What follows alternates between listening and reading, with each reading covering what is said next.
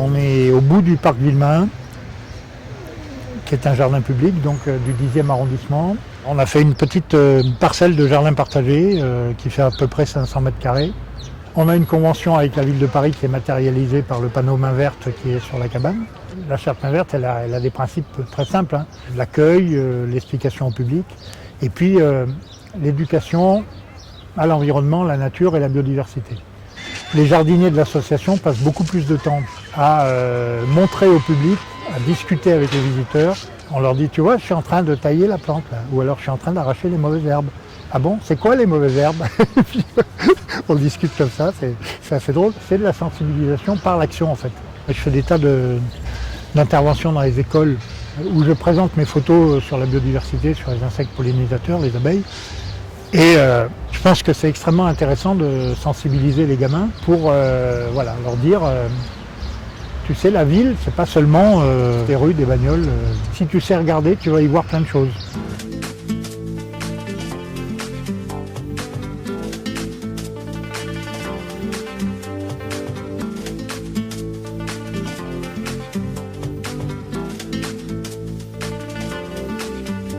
J'ai travaillé au début sur l'inventaire de la flore, hein, et on est arrivé à peu près à 300 espèces et variétés végétales dans le jardin. Sur cette toute petite surface du jardin partagé ici, j'ai quasiment autant d'espèces que l'ensemble du jardin des plantes, qui est infiniment plus grand. Et mes inventaires ont souvent rendu jaloux pas mal de chercheurs et pas mal de gens parce que j'observe et je photographie des espèces où ils me disent « mais t'as vu ça à Paris toi ?» Je dis « oui, dans le jardin Villemain, c'est normal ».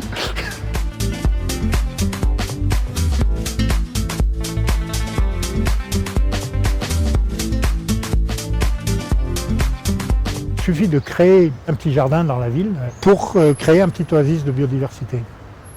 C'est-à-dire qu'on voit revenir des insectes pollinisateurs. Nous, on a les guides de voyage, etc., qui nous disent à tel endroit, il y a un bon hôtel, un bon restaurant. Eux, je ne sais pas comment ils font. Là, ils ont vite fait de se dire, il y a un super point à côté du canal Saint-Martin. Allez les copines, on y va.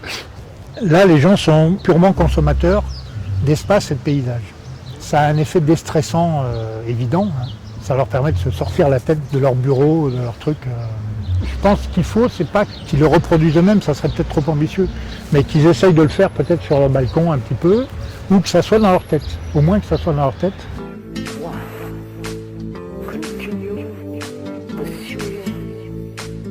Everlasting pleasure.